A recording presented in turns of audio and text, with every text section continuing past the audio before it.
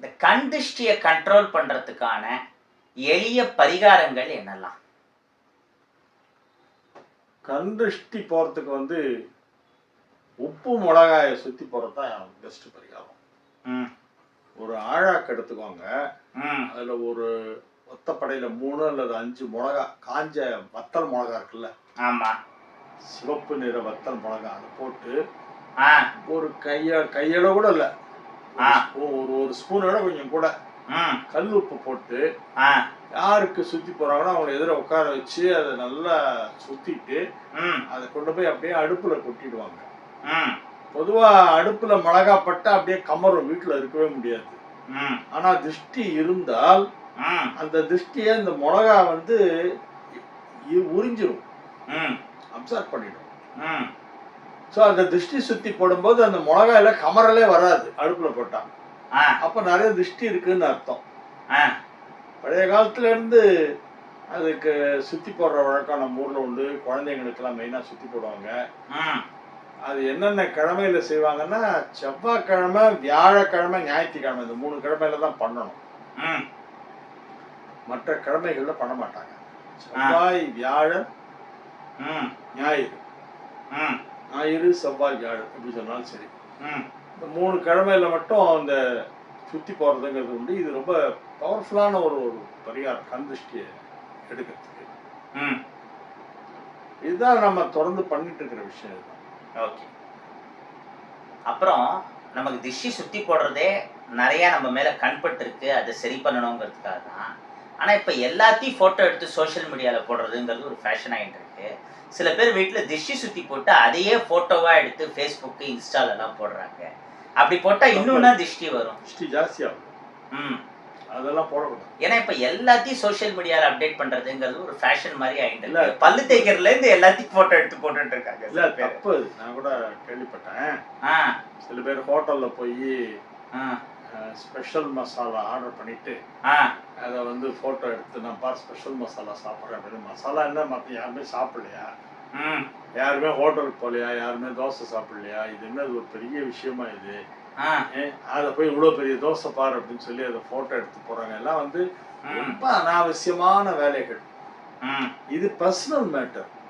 நம்ம ஃபேமிலியோட வெளியே போறோம், ஹோட்டலுக்கு போறோம், டிஃபன் சாப்பிட்றோங்கிறது நம்ம குடும்பத்து சமாச்சாரம். ஆ. இதை வந்து வெளிப்படையா சொல்ல வேண்டிய அவசியம் இல்லை. சொல்ற அளவுக்கு இதுல ஒன்றும் பெரிய முக்கியத்துவமும் இல்லை. ம். அதனால இதெல்லாம் வந்து சின்ன பசங்கள்லாம் வந்து ரொம்ப எல்லாத்தையும் ஆகும்னா ஒரு போட்டோ எடுக்க வேண்டியது, உடனே சோஷியல் மீடியாவில் போட வேண்டியது. இது தேவையில்லாத, இது ஒரு சமீபத்துல ரொம்ப ஜாஸ்தியா இருக்கிற ஒரு கெட்ட பழக்கம். இது, இதை ஸ்டாப் பண்ணணும். அதுக்கப்புறம் மனசுல எதிர்மறை எண்ணங்கள் வரப்போ அதை கண்ட்ரோல் பண்றதுக்கு என்ன பண்ணணும்? இது நிறைய பேர் கேட்கிற சந்தேகம்.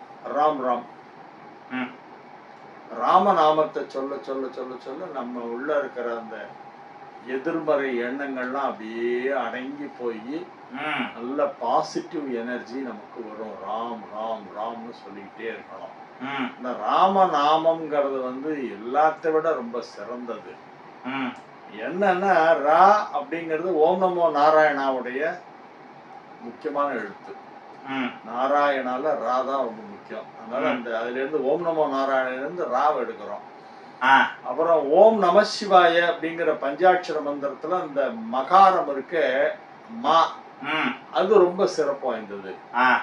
ஸோ இந்த அஷ்டாட்சர மந்திரமான ஓம் நமோ நாராயணால இருந்து எடுத்த ரா, ஓம் நம சிவாயில இருந்து எடுத்த மா, இந்த ரா மா ரெண்டு சேர்ந்ததான் ராமா. ஸோ மகாவிஷ்ணு சிவன் ரெண்டு பேருடைய முக்கியமான அஷ்டாட்சரம் பஞ்சாட்சரத்திலேருந்து ஒரு எழுத்தை எடுத்து அதை ஒன்னா இணைச்சு ராமா அப்படிங்கிற அந்த ஒரு நாமத்தை உருவாக்குறோம். அதனால அந்த ராமாங்கிற நாமத்துக்கு ஒரு தனி பவர் உண்டு. அதை பத்தி எல்லா மகான்களுமே ரொம்ப சிறப்பா சொல்லியிருக்காங்க. ராமநாமம் தான் வந்து தாரக மந்திரம் அப்படின்னே சொல்றாங்க. காசியில யாராவது இறந்தா அவங்களுக்கு வந்து ராமநாம தாரக மந்திரத்தை சிவனே காதுல சொல்லி அவங்க நேர சொர்க்கத்துக்கு அனுப்புறாரு, வைகுண்டத்துக்கு அனுப்புறாரு. அதனால வந்து அது ரொம்ப உயர்வான ஒரு மந்திரம். ராமநாமத்தை சொல்லணும், சொல்லி பழகணும். சில விஷயம்லாம் நம்ம பழகிட்டே இருந்தாதான் அது அந்த நேரத்துக்கு வரும். ஆமா. நம்ம எப்போதும் ராம் ராம் ராம் ராம் ராம் ராம்னு சொல்லி சொல்லி சொல்லி சொல்லி சொல்லி அது மனசுல அப்படியே பதிஞ்சு, தூக்கத்துல யாராவது தட்டி எழுப்பினா கூட ராம் ராம் அப்படின்னு கண்ணை முழிக்கணும். அந்த மாதிரி அந்த மந்திரம் ஊறணும் அப்படியே மனசுல. ம். அப்பதான் அது வரும். ம். இல்லைன்னா நீ கஷ்டப்படும் போது ராமா சொல்லுன்னா வராது அவனுக்கு. ஐயோயோம்மா. ம். ராமான்ற சப்தம் வந்து ஒலிச்சுக்கிட்டே இருக்கணும்னா நம்ம எப்போதுமே அது சொல்லிட்டு இருக்கணும். ம்.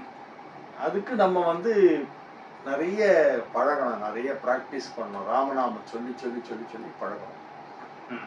லட்சக்கணக்கில் கோடிக்கணக்கில் ராமநாமம் சொன்னவங்க தான் நம்ம மகான்கள்லாம் நமக்கு நிறைய வழிகாட்டு. ஆமா, தியாகராஜ சுவாமிகள் 96 கோடி தடவை ராமநாமம் சொல்லியிருக்காரு. ஆமா. எவ்வளவு பெரிய விஷயம் அது.